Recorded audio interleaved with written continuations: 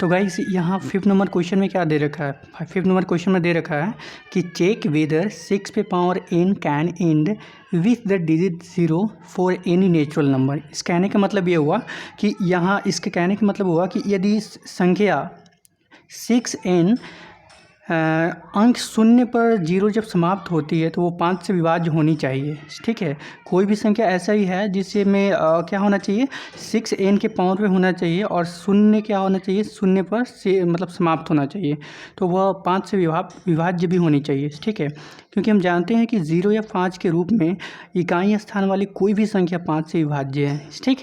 ठीक है, तो हम क्या लिखेंगे इसे, तो प्राइम फैक्टराइजेशन क्या हो जाएगा, इसका प्राइम फैक्टराइजेशन हो जाएगा prime factorisation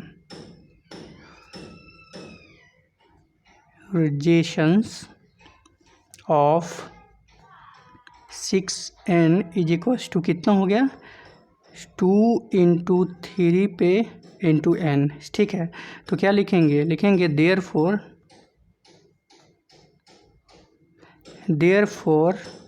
the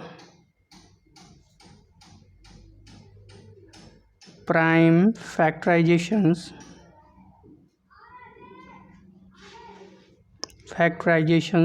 of 6n does not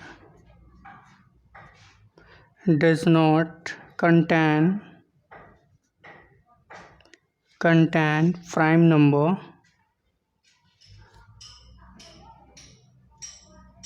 prime number 5।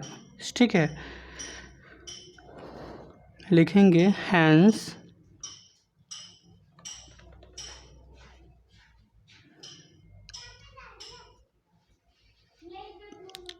it is clear that for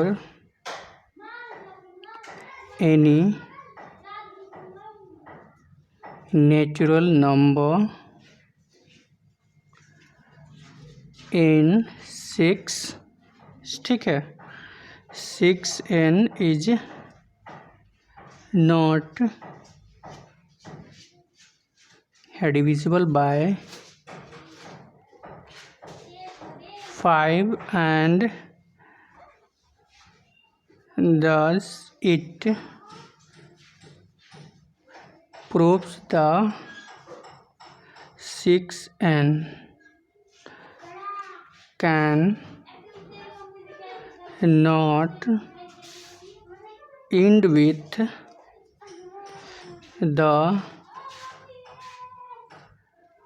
digit 0 for any natural number.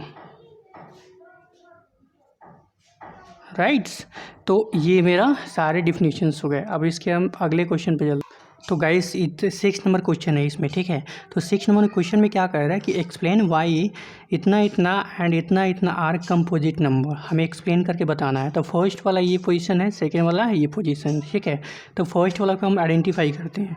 तो सबसे पहले फर्स्ट में हमें देखना है कॉमन टर्म मुझे कहीं दिख रहा है, हाँ बिल्कुल दिख रहा है, 13 जो है कॉमन है, तो इससे में क्या ले लेंगे, कॉमन टर्म में ले लेंगे। ठीक है, और इंटू में क्या कर लेंगे, जो पहले वाला वैल्यू है 7 × 11 और कुछ नहीं होता है तो +1 ले लेते हैं। ठीक है, अच्छा उसके बाद यहाँ कितना हो गया 13 और इंटू क्या हो गया 11 × 77 हो गया और +1 हो गया। ठीक है, तो यहाँ क्या होगा 13 × 77 क्या हुआ 78।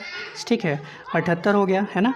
अब इसको देखो यहाँ 13 है तो ये भी फैक्टर कितना का हो रहा है, 3 का हो रहा है, तो यहाँ हम चेक कर लेंगे यहाँ पे, क्योंकि यहाँ कितना हो रहा है मुझे, अगर मैं यहाँ पे चेक करूँ यहाँ करके तो यहाँ कितना हो गया, अगर 78 है तो अगर 2 से करूँ तो 39 दूना 78 हो गया, 3 से करूँ तो 13 × 39 हो गया। ठीक है, 13 से 1 टाइम हो गया। ठीक है, तो इसका फैक्टर कितना बन रहा है, ज़्यादा बन रहा है। तो इसमें क्या करेंगे हम, इसमें लिखेंगे 13 × 2 × 3 इंटू क्या हो गया 13 हो गया है ना। तो इसका फैक्टर में इतना बन गया 1 2 3, लेकिन इसमें क्या होना चाहिए 2 से ज़्यादा, मतलब इसमें फैक्टर होना चाहिए। ठीक है, तो मतलब 2 से ज़्यादा फैक्टर्स होना चाहिए इसमें। ठीक है, तो इसमें हम क्या कर लेंगे, इसका वैल्यू क्या हो गया 2, तो 2 तो ऑलरेडी है, इंटू 3 भी है, लेकिन 13 2 टाइम है तो क्या हो गया 13 का स्क्वायर हो गया, जिसमें 1 2 3 आ गया। अब बताओ कि वो नंबर इसमें कंपोजिट नंबर वो नंबर होते हैं जो दो से ज़्यादा उसका फैक्टर हो। जैसे यहाँ क्या करो, अगर मैं 6 दूँ तो यहाँ क्या होना चाहिए, 6 का वैल्यू 1 हो गया, 2 से, 3 से और खुद 6 से, ठीक है। अच्छा, अगर मैं 4 के करूँ तो 1 हो गया, 2 हो गया, खुद 4 हो गया, ठीक है। तो इस तरह करके 3 फैक्टर्स हो रहे हैं इसका, ठीक है। तो पहला स्टेप का ये हो गया। अब इसके हम दूसरे स्टेप पे आते हैं, ठीक है। अब दूसरे स्टेप में क्या है, दूसरे स्टेप में यहाँ दे दिया है, यहाँ पे दूसरे स्टेप में दिया हुआ है 7 into 6 into 5 into 4 into 3 into 2 into 1 plus 5, ठीक है।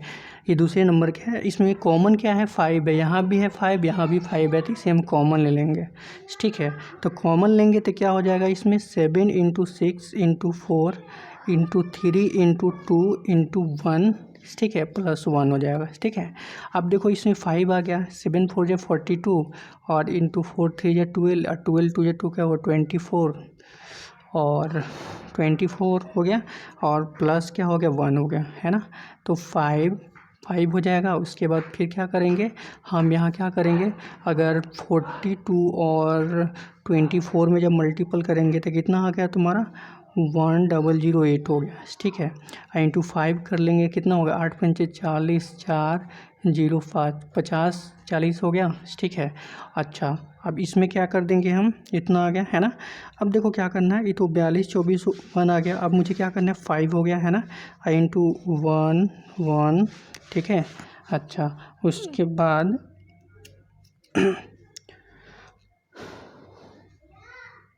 9 और इंटू 1। तो गाइस इसमें भी टोटल कितना 1 2 3 फैक्टर आ रहा है, ठीक है। तो इसलिए अभी क्या हो, क्या हुआ, बॉथ इज कंपोजिट नंबर, ठीक है। तो लिखेंगे बॉथ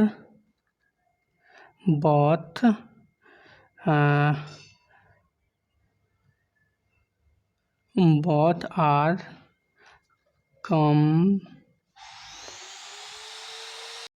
तो बॉथ आर क्या हुआ, कंपोजिट नंबर हो गया, ठीक है। तो आई होप कि ये समझ में आया होगा अच्छे से। चलो अब अगले वीडियोस पे चलते हैं।